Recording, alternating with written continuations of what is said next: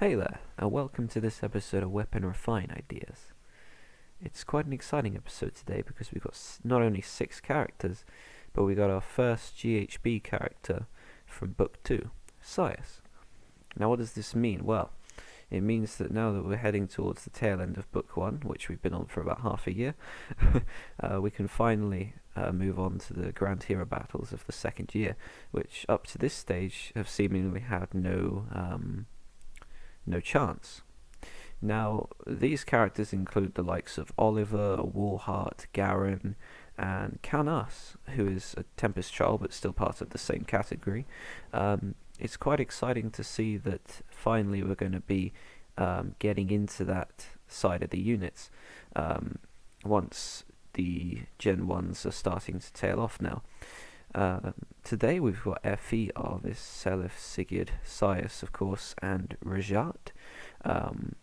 Given that there were the Brave Heroes last month, I'm assuming this month is to make up for, I guess you could say, lost time, because we didn't have an opportunity to give any Gen 1 characters refines. So this is almost to make up for that. We might see the very same next month or not, I don't know. But what I do know is that genealogy theme's very cool, and it's quite exciting to see where we might go from here in terms of refines, whether they'll do the distant counter weapons all at one clump, whether they'll do Dire Thunder, whether they'll go even further into Book 2, we just don't know. But for today we'll be looking at these 6, and hopefully I can give you some ideas on how to build them before they get the refines, so you have a good idea of what they might get if you're interested in building them, or if you're someone that already owns them and are looking for some new ideas. But yeah, without further ado, let's get into this. First up here we have Effie, the last of the 3 and 4 star army units that many free-to-plays have used since the game came out. Effie has been a staple of many free-to-play accounts since the very start of Fire Emblem Heroes, because she's always been a rather solid unit. Plenty of attack, plenty of defense. Quite simple really, you just put her in front of an enemy, they hit her for very little damage and she hits back hard. She's good scoring, even nowadays. Free-to-play army units are quite handy if you're looking to push to tier 20. 21 of course takes a little bit more, but if you're just someone that's looking for tier 19 to 20, then she's very useful. As far as fodder is concerned, she comes with Smite and Wary Fighter at 4 star and everything else at 5 star. The Silver Lance, of course, not the greatest weapon in the game, but of course when it came out, when the game came out, there was no such thing as inheritance, so their way of balancing characters was determined by what they came with rather than what their stat line was and so forth. As far as the fodder, I'd suggest Deathblow is very good, but if you're looking for Deathblow 3, then a 4 star Klein will do just that anyway. Wary Fighter is actually a very good skill on the right characters. It's also a budget fighter skill, so if you have an army unit you're investing in but you don't have the orbs for Bold or Special Fighter or Vengeful or something, then Wary Fighter is a very good alternative if they're slow, because of course being slow can be quite a weakness nowadays, as getting hit twice often results in the character being defeated, whereas Wary Fighter prevents you from being hit twice, meaning that more often than not you will survive. Smite can actually be quite a good skill if you put it on characters that have link skills, for example. You could smite them into battle and attack speed link would activate and they'd get +6 attack and speed for that turn. So there are little combos you can do with Smite. Usually Ether Raids is the best mode for that. You send someone in and then they do everything themselves. But yeah, none of these skills particularly suit Effie that much. Deathblow actually can be very good if you're using a damage dealing set. But as you can see on the right here, the set I went with was Gale Force.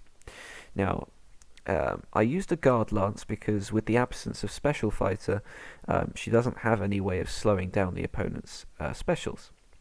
I would have gone with a Slaying Lance, but Gale Force doesn't really need it if you're running this set. I tried not to boost attack too much, because the problem with Gale Force is, in order to proc and make it activate, you need to be able to hit them twice. If you kill your opponent in one hit, Gale Force isn't going to activate.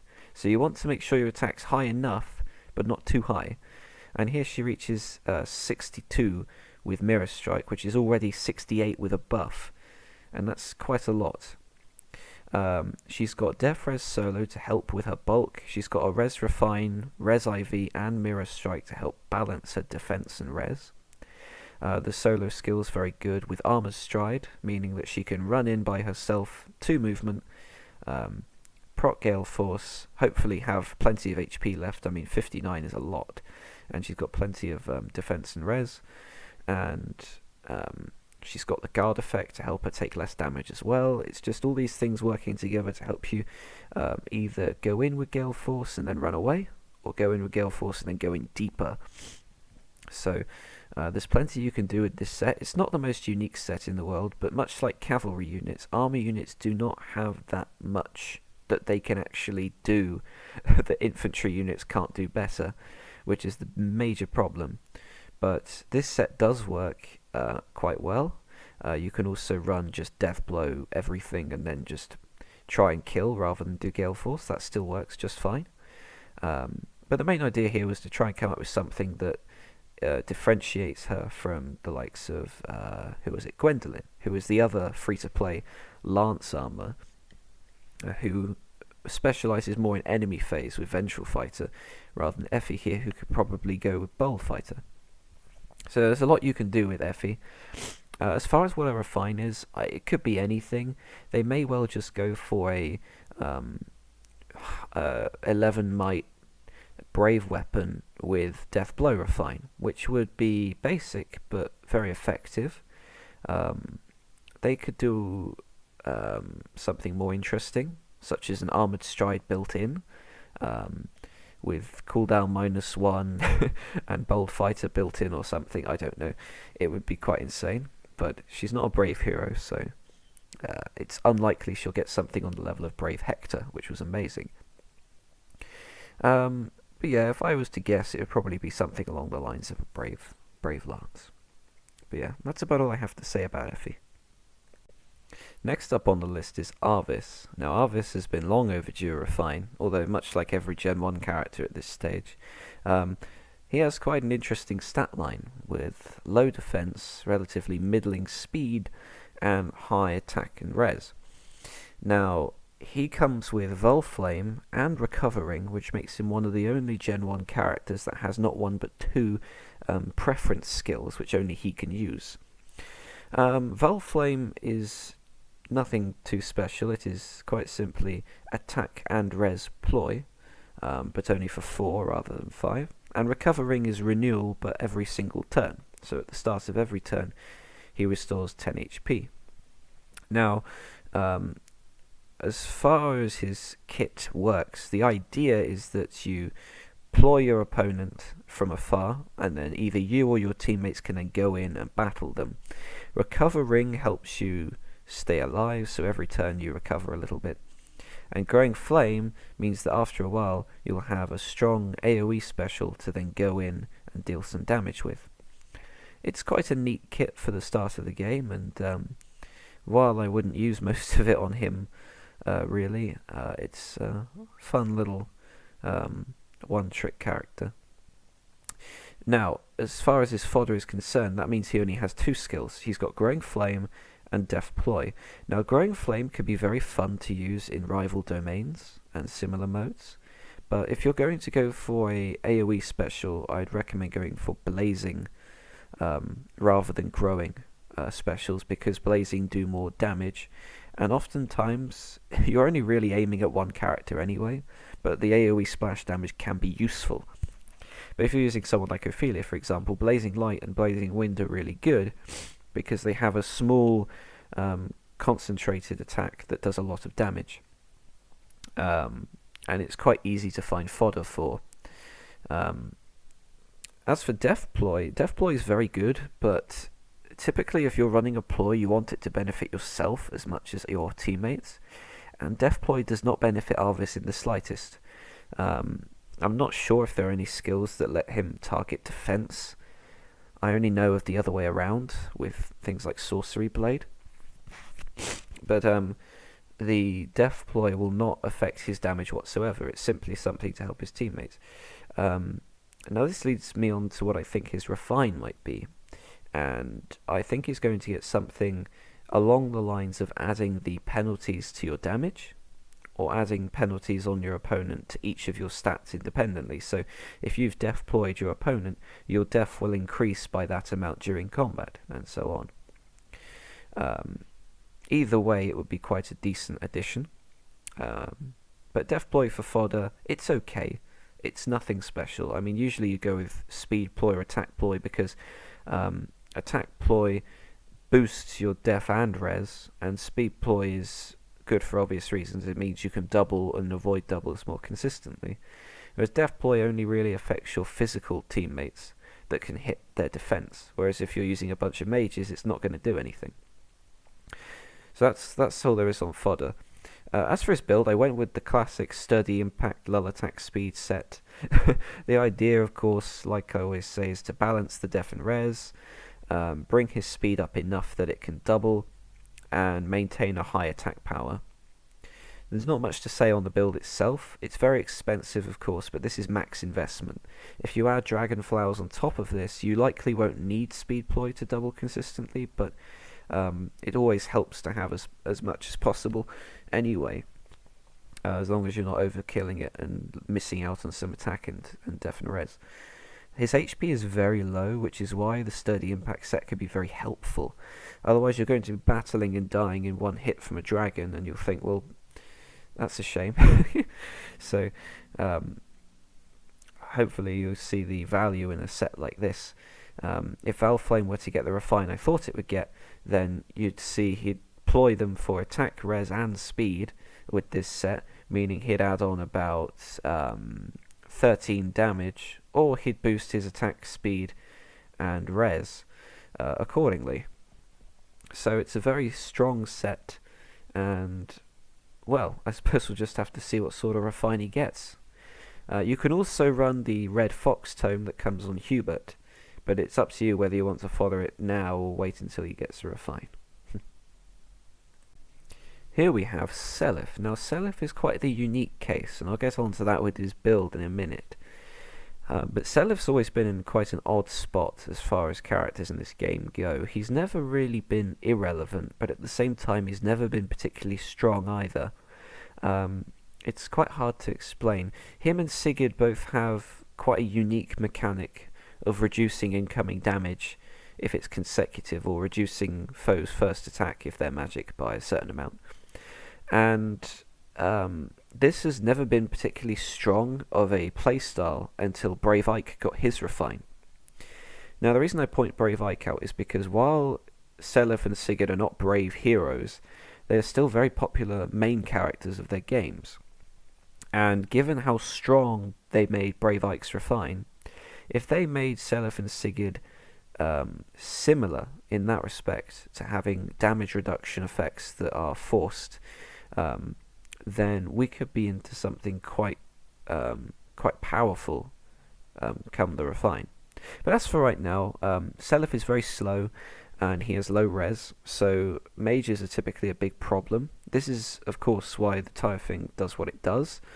The miracle effect is very useful, and with the Refine there, you'll see I make a build based on that. He's got a lot of HP, fairly sizable attack, and defense.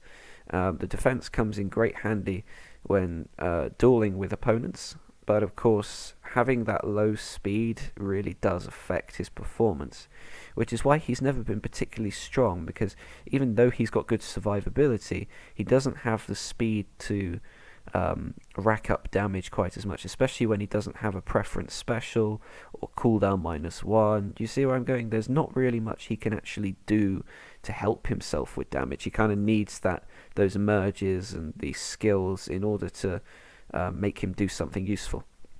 As far as his fodder is concerned, he doesn't really have very much.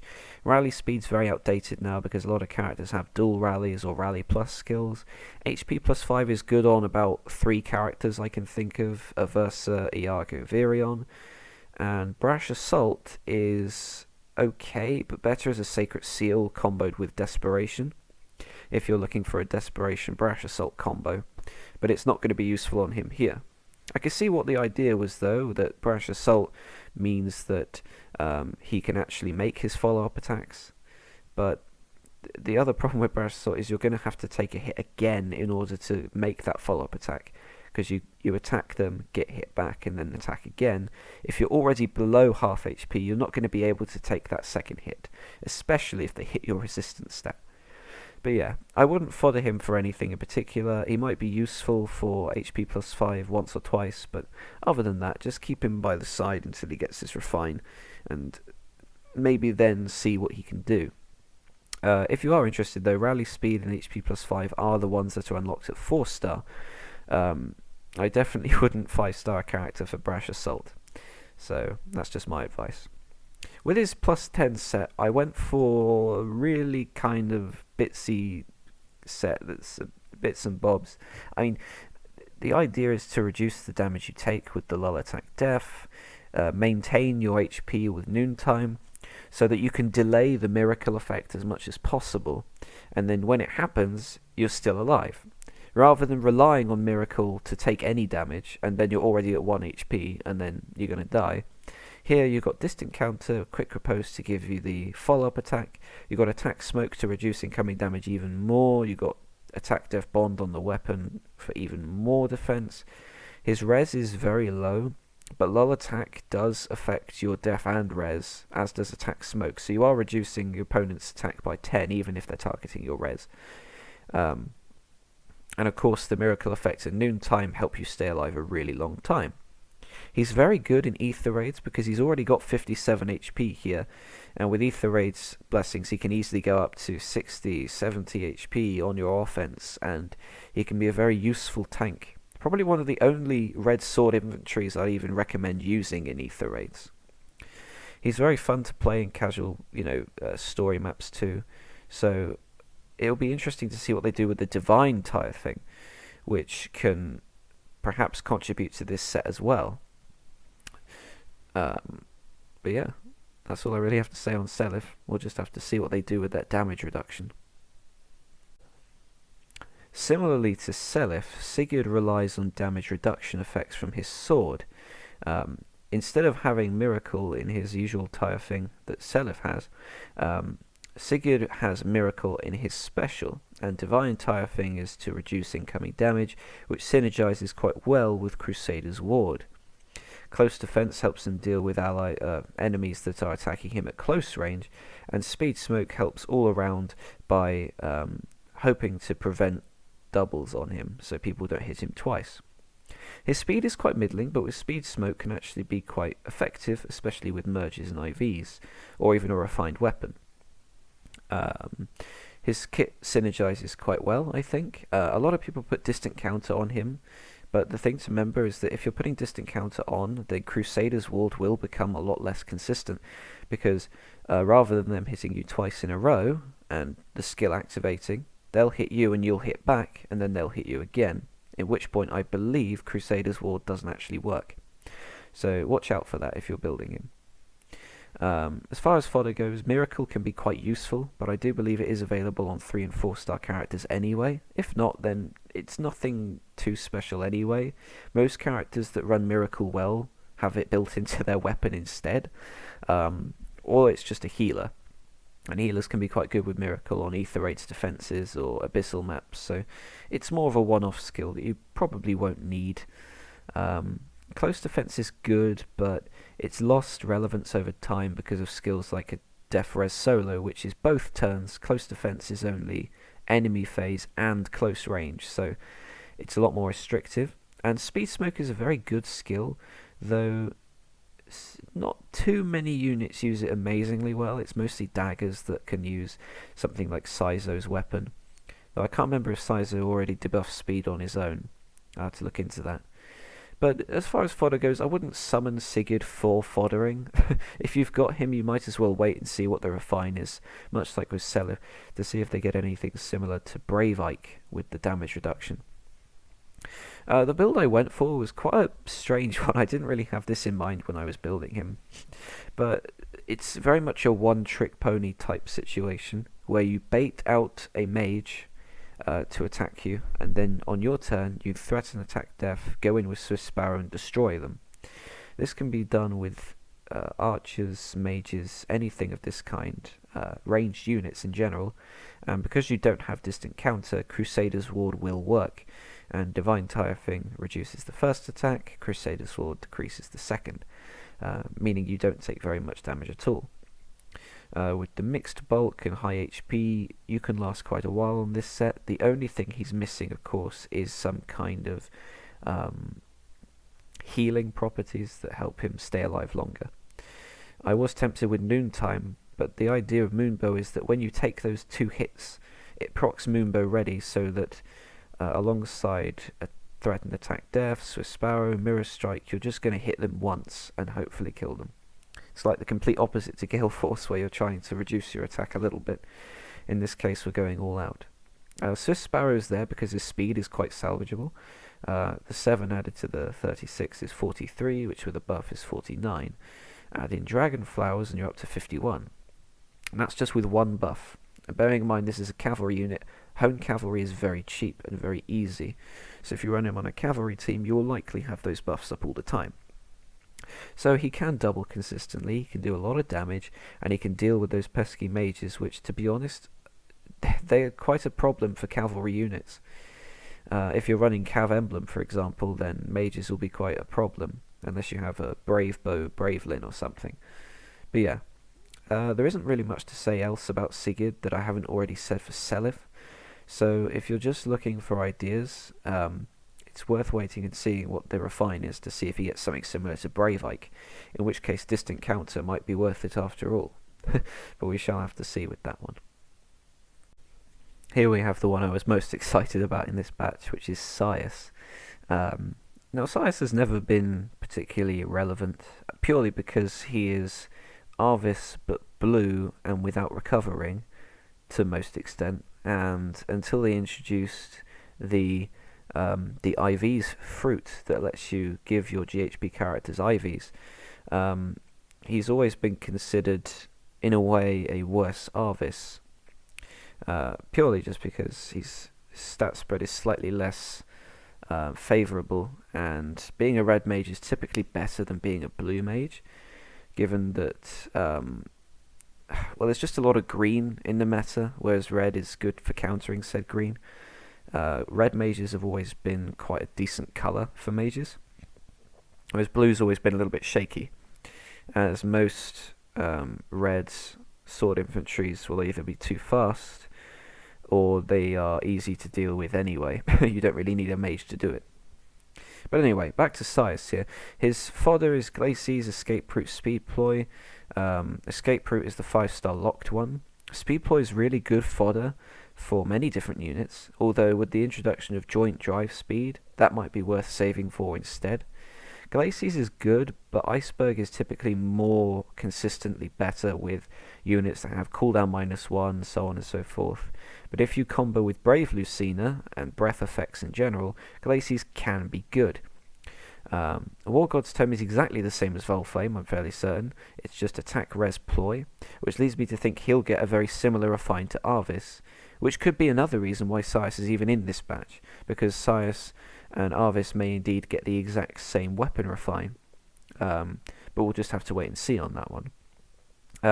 Escape Route can be good fodder, but of course it's available, I'm pretty sure, at 3 and 4 star level anyway, and I'd never fodder a GHB unit for a cheap skill ever again, because I've regretted it in the past.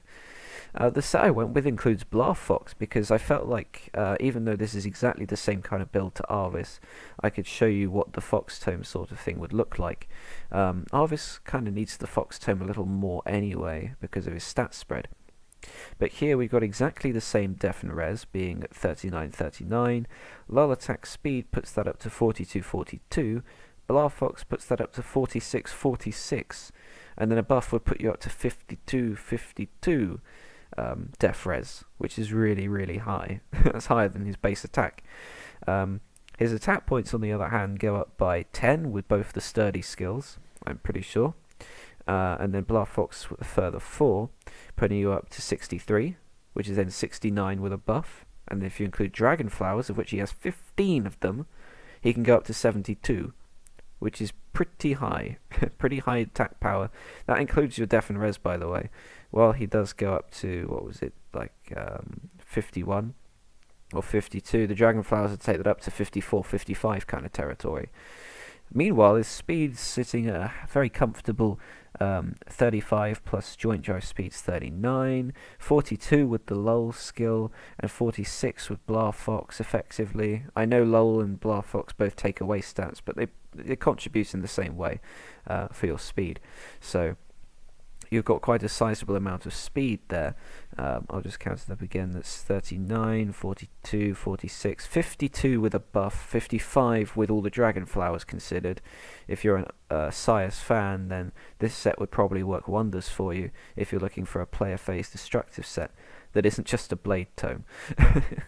But Blar Fox is a very strong skill and certainly worth picking up. While the ban is still up, I'm not sure if it is. If it isn't, though, Ileana does demote, so you should find yourself with a number of copies of her very soon. But yeah, this classic sturdy impact set, it'd be nice if Saias did get something for War God's Tome, because that animation is just so cool.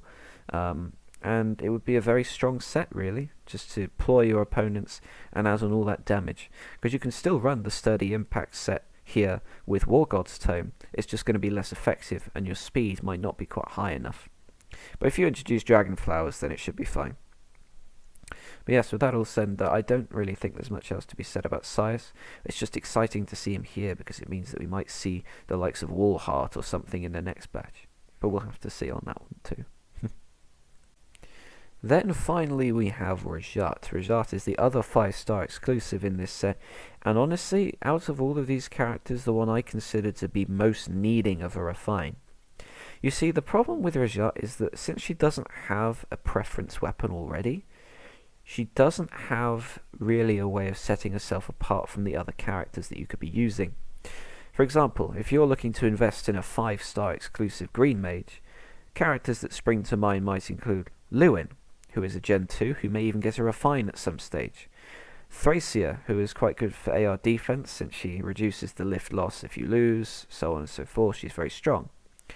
Or if you're looking at 3 and 4-star cheap projects, then you could just go with Nino or Bowie or Female Robin. Female Robin's great for tactic buffs. It's quite a handy dandy refine. She can be used for Gron Fox whenever that comes out, or even a close counter or mixed bulk set. Nino is of course using Blade Tome, which kind of defeats the object of ever using Blade Tome on a Rhajat because she's 5-star exclusive, Nino's free. Why would you use a worse Blade Tome when Nino has a preference Blade Tome and a similar stat spread anyway? And then Bowie is very good for close counter sets because his weapon has it built in against most enemies. So there's a lot to consider here as to why Rhajat needs something just to make her unique. Otherwise there's no point in investing in her whatsoever. She costs orbs, she costs a lot of orbs, and in order to make any use of her, you're doing something that other characters already do better that you don't need to spend any orbs on. Her fodder is King Gromwolf, which is a fun tome to mess around with, but nothing special. Rally Attack Def, this is what I was saying about Seliph and how dual rallies are more common now. But Rally Attack Def is quite good fodder. Distant Def is like Close Def, but not so much. A little bit outdated now. And Savage Blow can be good for Pain Plus healer sets, or if you just like using Kemp, but I think Kemp comes with it anyway. So as far as fodder goes, she's not even got much there. The dual rally's useful, but don't forget Rally Plus skills exist which score higher. So not much in the way of fodder. Her stat spread is actually quite solid. If you go with Res Plus Refine, then you can run the Sturdy Impact set as you see there. I went with Gron Blooms because pretty much everything else you could possibly run, a free-to-play character does it better. But Gron Blooms can be used with Guidance, from a flyer unit. So you warp in with Gromblooms, with sturdy impact, low attack speed, joint drive attack, all working together, and you blitz your opponent with that. Mirror Strike balances your def and res with the sturdy impact, so you've got equalized both, 35-35. Low attack speed puts it up even higher. Joint drive attack helps your attack stat even more. Gromblooms grants 3 to all stats. It's all very well synergizing. Again, 15 dragon flowers, so you can go 3 again in all stats. So she can work very well with this set. But the problem, of course, is what she can do that others can't. And as far as right now, there's just nothing she has to offer. So a refine is very much needed. If I was going to suggest anything, she's kind of the sort to... You got Savage Blow here, so she's clearly someone that wants to bait someone like Reinhardt, hit them back, and then damage the rest of the team. Or she's a Black Magician. She wants to use hexes and things, much like Tharja. So she might get something similar to Tharja, as in a passive debuff surrounding her, so that she can bait units and debuff them all the while. And then for her base effect, she might have some ploys or something. Something that she might even become a green version of Arvis and Saias, which would make a lot of sense. Maybe that's why all 3 of these are in the same batch. You got 1 for each colour. I mean, that's just my theory, but it would set her apart as someone unique, because we don't really have a green mage that ploys, as far as I'm aware. Not one that specialises in it, at least. So, or an infantry one at that. So we'll have to see with her. It would be nice to see her get something, because as far as she is right now, she's just completely useless. So, hopefully she'll get something interesting. Well, that about concludes this episode of Weapon Refine Ideas. I hope I opened your eyes to some of the things these characters can do even without their refines, and maybe given you some idea of what they might get when their time comes. It is quite exciting to see these characters. I can't get over how we're finally getting into Gen 2 GHB characters, because a lot of my favourite Grand Hero Battle characters are ones that I haven't yet invested in, because I'm waiting for them to get their refines. And now suddenly all of them are on the table to get refines, and, well, it's just... I've been saving my grails up for a little while now, just in case they do this, and now that it's finally happening, it's quite exciting. So, I do hope you enjoyed this rundown today of all these different characters, and hopefully you found bits useful or informative.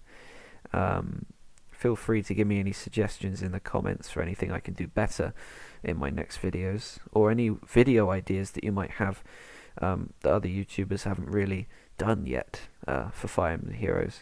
I'd love to hear your ideas and opinions on all that. And also feel free to tell me if you've got any characters that you're hoping to get refined soon. I like seeing what people are hoping for with these characters, and see who they use that I would never have used in the first place, or had never thought of building. I always find it interesting to see how people use different characters that not many other people use, you know? But yeah, I hope you all have a very good weekend and beyond, and I'll see you all in the next video. Goodbye for now.